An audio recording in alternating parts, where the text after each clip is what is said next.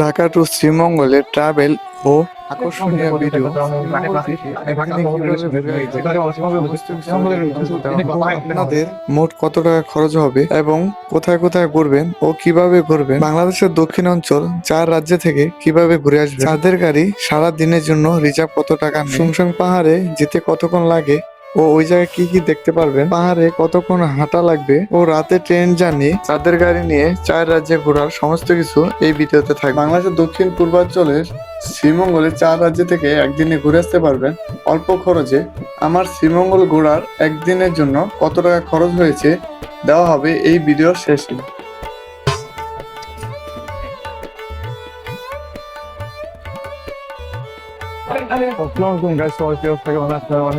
আমি এখন আছি ঢাকা কমলাপুর রেল স্টেশনে।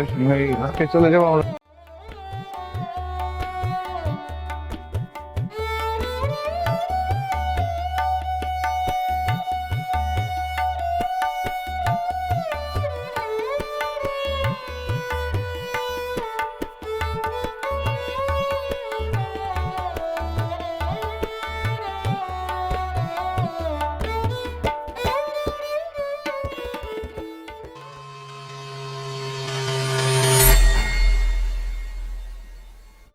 যে ভ্রমণকালীন যে লোকগুলো আছে তাদেরকে আসলে খুব কিছু একটা দেখানোর জন্য আমরা আজকে চলে যাবো শ্রীমঙ্গলে।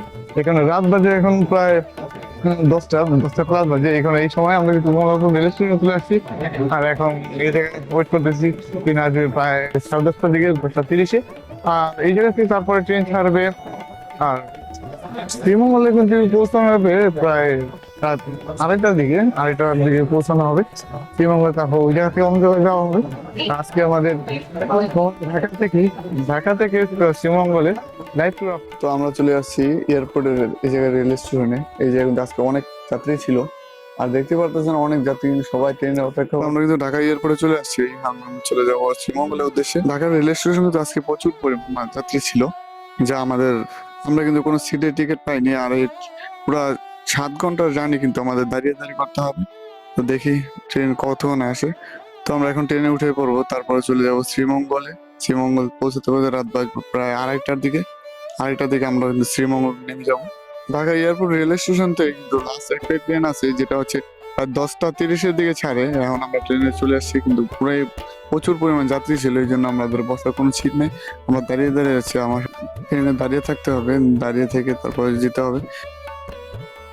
আমরা এখন চলে আসছি গোপালগঞ্জ রেল স্টেশনে। এই কারণে এই জায়গায় প্রায় 20 মিনিটের মতন ব্রেক দিবে, তাই আমরা ব্রেকের সময় নিচে নামলাম। নিচে নামে কিছু খাওয়া দাওয়া করে তারপর আবার ট্রেনে চলে যাবো। তো আমাদের ট্রেনটি কিন্তু এখন ছেড়ে দিবে আর যাত্রী উঠতেছিল। ঢাকা টু শ্রীমঙ্গলের রাত্রে ট্রেন জার্নিটা আমার কাছে নিজের কাছে পার্সোনালি খুবই অনেক অনেক ভালো লাগছে। রাত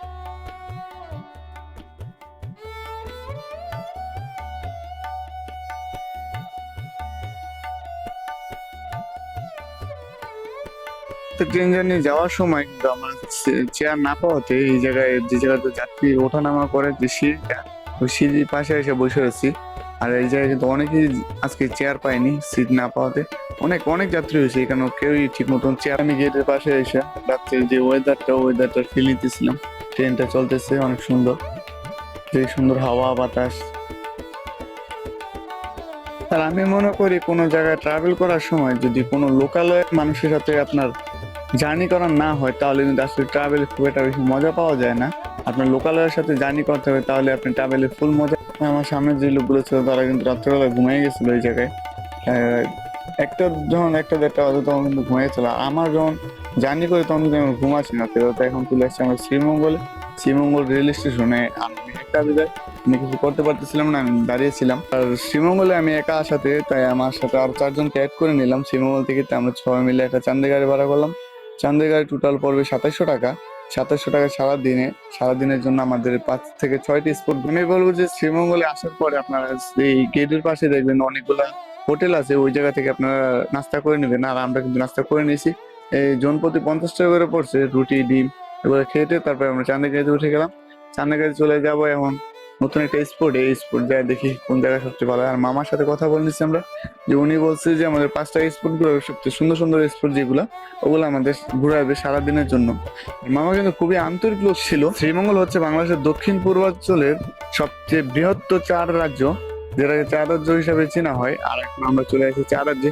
যেহেতু 4 রাজ্যে যাইতেছি, ওই জন্য প্রথমে আমরা কিন্তু 4 বাগানগুলো দেখতে পারতেছিলাম। বড় বড় পাহাড়ের উপরে 4 বাগান, অনেক সুন্দর প্রকৃতি আর ঠান্ডা শুনশান নীরব পরিবেশ। তো আমরা প্রথমে চলে আসছি লাউছড়া জাতীয় উদ্যানে। সকাল সকাল একদম 6টার দিকে আমরা লাউছড়া জাতীয় উদ্যানের সামনে চলে গেছি। লাউছড়া জাতীয় উদ্যানে আসার পরে আমরা শুনতে পেলাম যে বানরের ডাক। এই জায়গায় কিন্তু অনেক, লাউছড়া জাতীয় উদ্যান যেটা গেট খোলা হয় প্রায় সকাল 10টার দিকে, আর আমরা চলে এসেছি সকাল 6টার দিকে। এখানে কিন্তু আমরা গেট বন্ধ পাইছি, আর এই জায়গায় কিন্তু যাওয়ার কোনো ধরনের অপশন নেই। যেহেতু 10টার দিকে খোলে, তাই আমরা আবার ব্যাক করবো অন্য জায়গায়। তো দেখি 10টার পরে এই জায়গায় আসতে হবে। তা আপনারা যারা লাউছড়া জাতীয় উদ্যানে আসবেন, তারা কিন্তু অবশ্যই 10টার পরে আসবেন। 10টার দিকে আসলে আমাদের মতো অবস্থা হবে। আমরা এখন হাঁটতেছি, দেখি হাঁটতে হাঁটতে কি কোথায় যাওয়া যায়। আর এখন লাউছড়া জাতীয় উদ্যানে আসলে আপনারা দেখতে পারবেন গাছপালা। আমরা কিন্তু লাউছড়া জাতীয় উদ্যানে আরো পরে আসছিলাম, এই ভিডিওটা কিন্তু আমি সামনে নিয়ে আসছি। আরো পরের ভিডিও প্রায় 5টার দিকে আসছিলাম লাউছড়া জাতীয় উদ্যানে। আপনারা যারা লাউছড়া জাতীয় উদ্যান আসবেন, অবশ্যই আপনারা 10টার পরে আসবেন। 10টার আগে আসলে কিন্তু গেট বন্ধ পাবেন না লাউছড়া জাতীয় উদ্যানের। এই জায়গায় পশু পাখি গাছপালা এগুলোই দেখা যায়। আর ভিতরে অনেক খাসিয়াপল্লী আছে, খাসিয়াপল্লী আমাদের যাওয়া হয়নি। তো দেখি কত পর্যন্ত যাইতে পারি আমরা। আমরা চলে যাচ্ছি আবার অন্য জায়গায়। শ্রীমঙ্গলে আসার পরে আমার সবচেয়ে বেশি ভালো লাগছে হচ্ছে একেবারে ঠান্ডা সকালবেলা নীরব থাকে, প্রকৃতির সুন্দর বাতাস, অনেক ভালো লাগে নিজের কাছে। সকালবেলা শ্রীমঙ্গলের যে গাছপালা আছে, ওই জায়গা থেকে প্রকৃতির সুন্দর শুষ্ণ বাতাস দেয়। ওই জায়গায় পরিবেশ খুবই ঠান্ডা থাকে।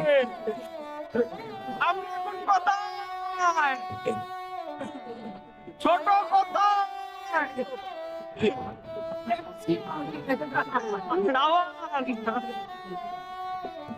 আমি কিন্তু একা আসছিলাম ঢাকা থেকে, আর এই জায়গায় আসার পরে আমার সাথে আরো 4জন এড ছিল। 5জন ছিলাম। 5জনে মিলে চান্দা গাড়িটা ভাড়া করেছিলাম। আর 5জন হওয়াতে কিন্তু আমার অনেক টাকা বেঁচে গেছে। আর আপনারা যখন ফ্রেন্ড সার্কেল আসবেন, তখন তো আরো ভালো হবে। যে 5-6 জনের শ্রীমঙ্গল আসলে মানে আপনার কম খরচে ভিতরে আপনি শ্রীমঙ্গল করতে পারবেন। শ্রীমঙ্গল যে সুন্দর পাহাড়গুলো আছে, ওই পাহাড়গুলোর পাশ দিয়ে চলে আসছে আমাদের সুন্দর এই গাড়িটি, চান্দের গাড়ি। আর আমরা সাত করে সবাই মিলে কোনো প্রকৃতির সৌন্দর্য উপভোগ করতেছিলাম সবাই মিলে। ওই পাশে হচ্ছে ইন্ডিয়ার আমরা একদম বর্ডারের কাছে চলে যাচ্ছি। আর এখন আমরা চলে যাব শুনশান পাহাড়ের দিকে। শুনশান পাহাড়ে যাওয়ার পরে ওই যে একটা ঝর্ণা আছে, শুনশান পাহাড়ে ওই ঝর্ণায় চলে যাব। 4 বাগানে কিছুক্ষণ ঘোরাঘুরি করে আপনার পরিবেশটা দেখা, তারপর চলে যাবো শুনশান পাহাড়ে। আর এখন কিন্তু সকাল বাজে মাত্র 8টার দিকে। 8টার সময় আমরা কিন্তু চলে আসছি পাহাড়ে। আর বেশিক্ষণ লাগবে না শুনশান পাহাড় যেতে।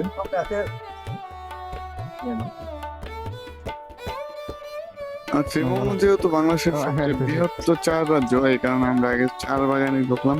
4 বাগান ঢুকে হাঁটাহাঁটি করতেছিলাম সবাই, ছবি তুললাম। এই সময় আমাদের একটা ব্যাড আমাদের গাড়িটা যে আমরা রাইখাইজ পার্কিং করে আসছি, ওই গাড়িটা যাওয়ার পর দেখতেছি নাকি পাঞ্চার হয়ে গেছে, একটা চাকা নষ্ট হয়ে গেছে। এই জায়গায় আমাদের আর অনেক সময় দাঁড়িয়ে থাকতে হয়েছে। আমরা কিন্তু এখন চলে আসছি শুনশান পাহাড়ে। শুনশান পাহাড়ে আমাদের প্রায় 3 থেকে 3.5 ঘন্টা হাঁটা লাগবে। হাঁটার পরে আমরা চলে যাবো ঝর্ণার কাছে। আর এই জায়গায় কিন্তু পাহাড়টা খুবই বড় আর উঁচু নিচু, মানে হাঁটা মানুষের জন্য খুবই কষ্টকর হয়ে যায়। আর এই জায়গায় কিন্তু অনেক মানুষ ছিল, অনেক মানুষ কিন্তু শুনশান পাহাড়ে চলে আসছে ঝর্ণা দেখার জন্য। আমরা আসছিলাম 5 জনে, আর ওই জায়গায় অ্যাড হয়েছে প্রায় আমাদের সাথে 10 থেকে 12 জনে। কারণ গাইড করার মতো কোনো লোক ছিল না, তাই আমাদের সবারই নিজের যার মতো গাইড করতেছিল, গাইড করে হাঁটতেছিল। আর এই জায়গায় যারা হাই প্রেশার রোগী আছেন তারা অবশ্যই শুনশান পাহাড়ে যাওয়ার কোনো চেষ্টা করবেন না বা কোনো চিন্তাও করবেন না, তাহলে কিন্তু আপনার অবস্থা খুবই খারাপ হয়ে যাবে। এই জায়গায় পাহাড় গেলে আমরা প্রথম যে অবস্থা দেখছি, শেষ কিন্তু আরো ভয়ঙ্কর অবস্থা ছিল। আর শুনশান পাহাড়ে যাওয়ার কিছুক্ষণ পরে কিন্তু আমরা দেখতে পেলাম একটা ছোট একটা ধাবা। এই জায়গায় মানুষটা পানি টানি বা আবি কিছু যার খিদা লাগে, সে খাওয়া দাওয়া করে নিয়ে আবার পাহাড়ের দিকে রওনা দেয়। তো আমরা যেহেতু অনেকে আসছিলাম, তাই বসে কিছু খাওয়া দাওয়া করতেছিলাম, স্যালাইন পানি খাইতেছিলাম। বা রেস্টুরেন্ট সবাই খাইতেছিল, যার সামর্থ্য অনুযায়ী খাইতেছিল। তো আমরা শুধু স্লান পানি খেলাম, কারণ আমাদের বাজেটটা হচ্ছে খুবই লো বাজেট, কম বাজেটের ভিতরে একদিনে ঘোরার জন্য। তাই আমরা এত কিছু না খাই পানি নিলাম আর পানি খেয়ে তারপর চলে যাচ্ছে আবার ঝর্ণার দিকে। নাও তো আমাদের এই জায়গায় যেতে যেতে আর সময় লাগবে প্রায় 2 ঘন্টা প্লাস। শুনশান পাহাড়ে আসলে কিন্তু একটা কথা আপনার অবশ্যই মাথায় রাখতে হবে যে আপনার খাবারের ব্যবস্থা, এই জায়গায় কোনো ধরনের হোটেল নাই, হোটেল বা ধাবা কোনো কিছু খাবারের জন্য ভাত খাবারের জন্য আপনার পাবেন না। এই যে লোকাল যে মানুষগুলো আছে পাহাড়ি মানুষগুলো, তাদের কাছে কিন্তু আপনারা খাবারের জন্য অর্ডার করতে পারেন। জন প্রতি 140 টাকার মতো নিবে মাংস মাংস দিয়ে খাওয়া দাওয়া করায়। তো লোকালের মানুষের কাছে কিন্তু আপনারা আপনাদের যে খাওয়ার কোনো চিন্তা ভাবনা করেন তাহলে কিন্তু এই জায়গায় অবশ্যই অর্ডার, কারণ ওনারা আপনার টাকা নিয়ে খেতে হবে, কেনাকাটা করে বাসায় রান্না করে বাসায় গিয়ে আবার আপনাদের খেতে হবে। আর আমরা কিন্তু এই যে যেহেতু আসছি অনেকদিন পর, খাবারের জন্য আমরা মুরগি মাংস, ডাল, 4 পদের ভর্তা, এই জায়গায় কিন্তু আপনারা বিশেষ করে চা পাতি ভর্তা পাওয়া যায়। যারা শ্রীমঙ্গল আসবেন অবশ্যই চা পাতি ভর্তা খেয়ে নেবেন। তো আমরা এখন চলে আসছি উঁচু নিচু ঢালু সব পাহাড় বেয়ে নেমে আছি বাঁশবাগান দিয়ে। মানে এই জায়গার ঢালুটা প্রচুর পরিমাণ, যারা বললাম হার্টের রোগী বা হাই প্রেশার তারা এই জায়গায় আইসেন না, আসলে আসতে পারবেন না। তা আমি সাথে ছিলাম, দেখি কতটুকু যাওয়া যায় আর আমরা ঝর্ণা খুঁজে পাই কিনা শ্রীমঙ্গল এসে। এই জায়গায় আসার পরে সবার যা অবস্থা, এত এত ভালো লাগতেছিল যে আমার মনে হয় আমার জীবন সবচেয়ে সুন্দর এবং বিউটিফুল জায়গা হচ্ছে এটা। এটা না দেখলে আমি বুঝতেই পারতাম না যে এত সুন্দর পরিবেশ, আমার এত সুন্দর জায়গা আছে। এই জায়গায় এসে মনে হলো যে আমার সারাদিনের ক্লান্তি বা যত ধরনের কষ্ট হয়েছে এই জায়গায় আস্তে আস্তে সব কিন্তু এক নিমিষে দূর হয়ে গেল। মূল ঝর্ণাটা কোথায়? এই জায়গায় আসার পরে আমরা একটা লোক পাইলাম, তারে জিজ্ঞাসা করলাম যে ঝর্ণা কোন দিকে, সে আমাদের দিক দেখাই দিল ঝর্ণার দিকে। তাই আমরা চলে আসলাম ঝর্ণার কাছে। ঝর্ণার কাছে আসার পর আর কিছু বলার মতো ভাষা নেই আমার, যে এত সুন্দর এত বিউটিফুল একটা জায়গা। আমার মনে হইতেছে যে আমার যে ফ্রেন্ড ওই জায়গায় বসে আছে সে দেখলে অত্যন্ত খুশি হতো যে এত সুন্দর একটা জায়গা সে মিস করেছে। আর আমরা কিন্তু 4 জন প্রচুর পরিমাণ জার্নি করে আসার পরে আমরা এই জিনিসটা দেখে খুবই খুবই ভালো লাগতেছিল যে এত সুন্দর একটা ঝর্ণা আর প্রচুর পরিমাণ পানি ছিল ঝর্ণাতে। আর এই ঝর্ণাটা দেখার জন্য আমাদের কিন্তু প্রায় 3.5 ঘন্টা হাঁটা লাগছে। 3.5 ঘন্টা পাহাড় দিয়ে জার্নি করাটা বুঝতে পারতেছেন কতটা ভয়ঙ্কর একটা বিষয়। তারপরে আমরা চলে আসলাম এই ঝর্ণার কাছে, এখন ঝর্ণা থেকে আমরা ব্যাক করে গেলাম। তো লাস্ট ভিডিওটা আমি দেখালাম না, চলে আসলাম এখন আবার সেই শুনশান রাস্তাতে। শ্রীমঙ্গলের রাস্তাগুলো কিন্তু অনেক সুন্দর, জাহাঙ্গীর রাস্তা অনেকটাই ভালো লাগে। যাদের কারণে শ্রীমঙ্গলে ঘোরা যে ভিউটা সুন্দর ছিল, আমাদের পরিবেশটাও খুব সুন্দর, ঠান্ডা নীরব ছিল, আমার কাছে খুবই ভালো লাগতেছিল। আর আমাদের কিন্তু ফিরতে ফিরতে প্রায় বিকাল হয়ে গেছিল, আমরা শুনশান পাহাড় থেকে প্রায় বিকাল দিকে ফিরতেছিলাম। আর আশেপাশে যত ছিল সব ছিল চা বাগান, পাহাড়ের ভিতরে চা বাগান, অনেক সুন্দর একটা পরিবেশ। আপনারা চাঁদের আসলে তাদের ছাদের উপরে দাঁড়িয়ে তারপরে যদি আপনারা ভিডিও করতে পারবেন এবং ওয়েদারের যে সুন্দর ফিলটা আছে ওইটা আপনি দিতে পারবেন, যে আশেপাশে পাহাড়ি রাস্তা আর আপনি হাঁটতেছেন গাড়ি নিয়ে যেতেছেন। আমরা কিন্তু আবার চলে আসছি এখন খাসিয়াপল্লী। অনেক মানুষ ছিল এই জায়গায়, যাতে উদ্যান টাইপের একটা কিছু ওই জায়গায় কিন্তু খাসিয়াপল্লী, খাসিয়া জাতি যারা থাকে ওই জাতির লোক কিন্তু এই জায়গায় বসবাস করে। আর কিন্তু অনেক পর্যটক ছিল, ঘুরতে আসছে সবাই। আমরা তাই চলে আসছি আবার খাসিয়াপল্লীর দিকে।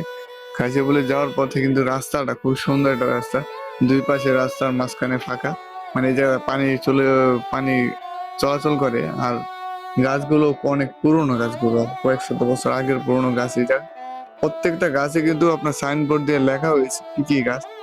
আমাদের গাছ নিয়ে কোনো গবেষণা নেই, কারণ আমরা গাছ নিয়ে করতেছি, আমরা চলতেছি খাসিয়াপল্লী ওদিকে যাওয়ার জন্য। তো অনেক পাহাড়ি রাস্তা, আবার এই জায়গায় পাহাড়।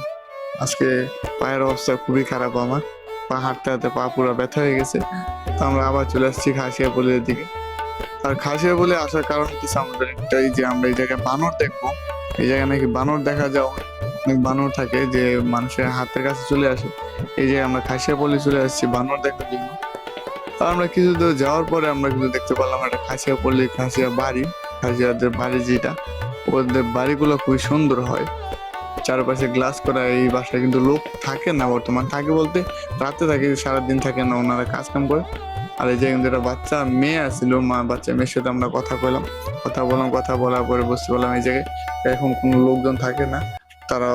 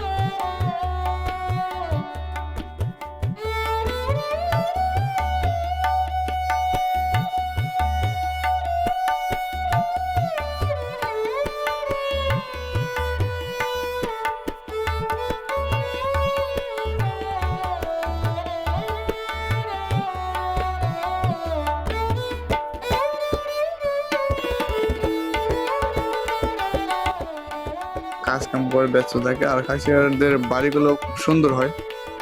আর এটা হচ্ছে খাসিয়াপল্লিতে খাসিয়া রাজবাড়ি। আর এটা কিন্তু লাউয়ারছড়া জাতীয় উদ্যান নামে পরিচিত পেয়েছে। আর এই জায়গায় আসলে দেখতে পারেন লাউয়ারছড়া লেখা আছে, লাউয়ারছড়া জাতীয় উদ্যান। এই জায়গায় টিকিট জন প্রতি কিন্তু ছিল 220 টাকা করে। আর আমি যেহেতু ভিডিও করতেছিলাম এখানে আমাদের 5 জনের নিচে প্রায় 200 টাকা মতো, 5 জনে আমরা 200 টাকা দিয়ে টিকিট কেটে ভিতরে গেলাম। আর সবার নর্মাল টিকিট কিন্তু আপনার 220 টাকা করে একজন প্রতি। আমরা 4 জন টিকিট কেটে ভিতরে গেছি মাত্র 200 টাকা দিয়ে। আমাদের জন প্রতি 150 করে ডিসকাউন্ট দেওয়া হয়েছে। এখন চলে যাচ্ছি আমরা আবার শ্রীমঙ্গলের রাজধানীর উদ্দেশ্যে। শ্রীমঙ্গল রাজধানী চলে যাবো, কারণ আমাদের বিকালে কিন্তু আবার ট্রেন আছে। তাই আমরা চলে যাচ্ছি শ্রীমঙ্গলের রাজধানীতে। ওই জায়গা থেকে বিকালে ট্রেন ছাড়বে, চলে যাব আমরা আবার ঢাকা। আমি কিন্তু ঢাকা থেকে পকেটে মাত্র 1500 টাকা নিয়ে বের হয়েছিলাম। আর 1500 টাকা নিয়ে সারাদিন ঘোরাঘুরি করে এখন আবার ঢাকা ব্যাক করতেছি, কারণ ঢাকা আমাদের টিকিট কাটা ছিল আগে। তাই আমরা আবার ঢাকার উদ্দেশ্যে রওনা দিব।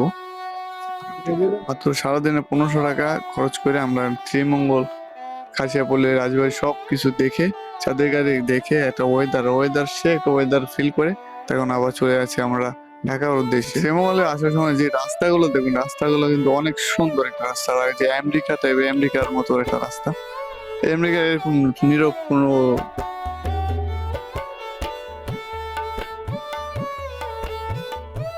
আর পাহাড়, আর রাস্তাগুলো এত সুন্দর পাহাড়ে বাজিয়ে ছিল, বলার মতো ভাষা আমার নাই।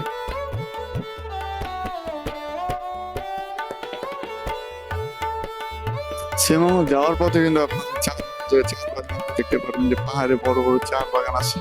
ওই জায়গায় কিন্তু অনেক মানুষ, অনেক পর্যটক নামার পরে ছবি তোলে। আপনার চাইলে ছবি